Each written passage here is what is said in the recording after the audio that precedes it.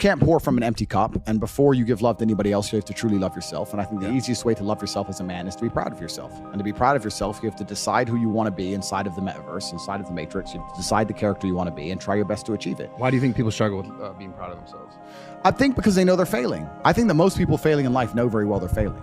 And it doesn't matter what avatar you decide to absorb or who you decide to be. You can decide to be it, and you know true in your heart if you're giving 100% of your energy towards becoming it or not. Doesn't matter if you want to become a famous musician, doesn't matter if you want to become a bodybuilder, doesn't matter if you want to become a pro fighter, doesn't matter what you want to be, you know in your heart if you're actually trying or not. You have to decide what you want to be and try and become it. And a lot of the people who are genuinely unhappy or miserable in their hearts know they're not trying that hard. Well, and I think they also focus on what everyone else is doing right or wrong, and then judging outward, and everyone's like focused on this outward reflection of like what that person has and versus what they don't have, and it's all just sort of like this cycle of negativity. Completely. And it's just, we found ourselves, especially with social media nowadays, we found ourselves like most people, because maybe they're not mentally strong enough to understand like, wait, I need to create my own value instead of looking outwards. How do you think we fix it? Successful is all about self-definition, which is what I was saying at the beginning. You have to decide who you want to be. And if you wanted to be Joe Schmo and you pull it off, then you'll be a pretty happy, content person. Decide who you want to be. I think the people who are miserable, it's the gap between their expectations and their reality. That's where the misery lies. Yeah. My expectations were always enormously high.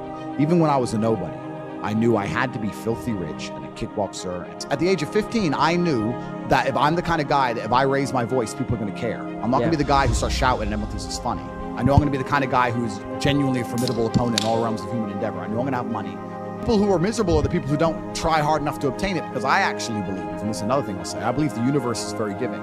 I think the universe and God himself is very giving. I've yet to meet somebody in all my years who is genuinely giving 100% of themselves day after day, doesn't snake anyone, firm handshake, look you in the eye, doesn't lie to nobody, and tries 100% who doesn't get what they want. I've never seen it. Every single person who doesn't have what they want, there's something in their story that doesn't quite add up. I've yet to see some guy have you ever seen a guy who eats right and trains his ass off and never misses a gym session, ever not grow? It's just, that's the way the universe works, right? So if you're truly about it and you're truly trying your absolute best, you're going to do it. And that's what I believe. I believe the universe is extremely giving. So when I meet somebody and they go, I really wanted this and I don't have it, I say, you didn't really want it. All like the successful people, most successful people in the world, would you say that all of them have like something in common in the sense of like some sort of hardship in their life? It's not... I mean, trauma is extremely important. And this actually goes back into answering the first part of your question, which is interesting. There's a study I read about stress.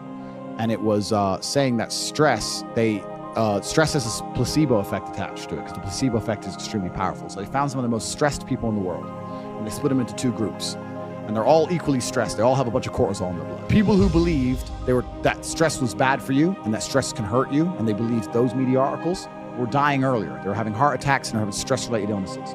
The people who believed the opposite, who just said, stress is part of being successful. I like stress. When I feel stressed, I do my best. It makes me anxious. It turns my brain on. I like being stressed. Lived longer than average. Point is, the same drug, how you look at it and how your body anticipates it, how you feel about it, affects the real world results. Which goes back into what you were saying earlier about the jealousy. You're saying people look on social media and they get jealous and it demotivates them. That's because they decide to be demotivated by it. Do you know what happens when I get jealous of somebody? I fucking beat them. If I look at somebody who has something I ain't got, I will take it from them by hook or by crook. Love it. I wish someone could make me jealous. It's hard now. I got everything. I wish I could look at somebody and go, fucker, I'm gonna beat you. Would you say jealousy is the #1 bark for motivation? Well, I don't think motivation is a real thing. I don't believe in motivation as a concept. I think discipline is real, and I also think discontentment is real. And I don't think it's possible for anybody to stay in a scenario where they're truly uncomfortable.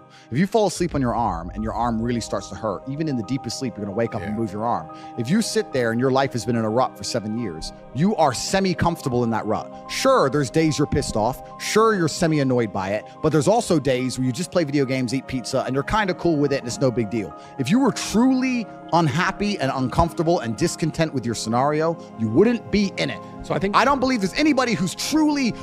When I was broke, I couldn't sleep. I'm not saying that, please understand me. When I was broke, I couldn't sleep. I'd be trying to go to bed thinking, how the fuck these people have Ferraris? I want a fucking Ferrari. I couldn't sleep. People aren't taught to be self-aware anymore. People are taught to just like I said, look at that guy, what he has, and be mad that you don't have it. Or like, if something's going on with me, I don't want to look inside and say, what's actually happening with me? Why am I this way? Why am I the person that I am today? But I want to figure out deeply, how do you think a man, specifically in this case, is able to look at themselves more comfortably without holding the judgment, the fact that they don't have the stuff over themselves? Because completely, you're totally right. I think there's two answers to the question. One, I think a lot of it came from chess, because chess is the most ruthless game on the planet. And what chess will teach you, chess teaches you that if you lose, at some point you made a mistake. It doesn't matter if it's the smallest mistake. It doesn't matter if you just took too long to think to make the right move and you ran out of time on the clock. At some point you fucked up for you to lose that game. It's 100% accountability with no luck. That's what's so important about learning chess. That's the first thing. And the second thing is, you need to, as a man, adopt the mindset that absolutely everything that happens to you is completely and utterly your fault, whether it's good or bad. Most men don't have that. When the Matrix was attacking me and they were destroying me, when they're calling up my exes trying to get fake fucking charges on me and put me in jail, when they close my bank accounts and I use $10, $11 million, when they ban me across all social medias and lie about me, when they harass my family, I'm sitting there going, this is my fault. All of this is me. I got here. It's my fault. I'm not going, that was unfair. It was orchestrated. The NGOs worked against me. Because that is not helpful. So it's accountability. It's 100% accountability in all things. But also when I go out there and I start the Bugatti, it's like, that's me. This is my fault. The car is my fault, and the big house is my fault, and everything that ever goes wrong is my fault. And the failures. Yeah, absolutely. You have to take complete and utter accountability for everything. You can't make excuses ever. Yeah. There's never an excuse. And you're right. People try and put things on the outwards on the outside. It's interesting. I remember watching Forrest Gump about 5 years ago. I was on a plane. I can't remember where I was flying. And the beginning of Forrest Gump has a scene in it when he's sitting on the bench at the beginning. Think about Forrest Gump. He's sitting on the bench at the beginning, and there's a feather lands on him, and the movie begins. Yeah. What they're saying with that is Forrest is the feather, and life has just pushed him all over and put him in all these unusual scenarios. Life has directed him everywhere. Yeah. That's what it's saying. Sure. And if you're going to be the guy and you're going to allow life to happen to you, and you're not going to happen to life, then you're at mercy of the wind. Perhaps it might work out okay, but it might not, right? So you have to be the guy who goes, okay, the wind's blowing in this direction. Fuck them. I'm doing this. You have to come to life. You can't let life come to you, because if you let life come to you, then you're going to be living inside of a matrix and a system which is designed not for you to live your best life. It's designed for you to comply. How do you think men can build more confidence in like deciding their life instead of just letting it be decided for them? Yeah, so they have to take absolute responsibility, which is the first thing. The second thing, they have to get competence, and competence is going to allow you to have confidence. You're not going to be good at shit if you're bad at shit. You have to be good at things. You're only going to be confident at things if you're good at things. I know what I'm good at and what I'm bad at.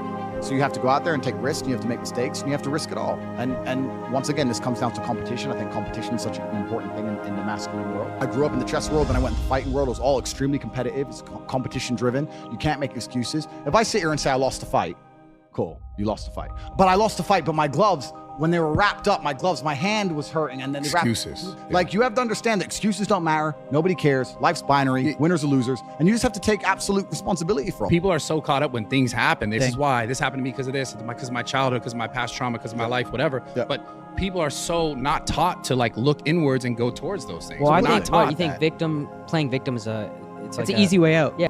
It's a laziness. It's an easy way out. It's a good excuse, and it also makes you feel better about yourself. Me and my brother have another thing we do. We do this all the time.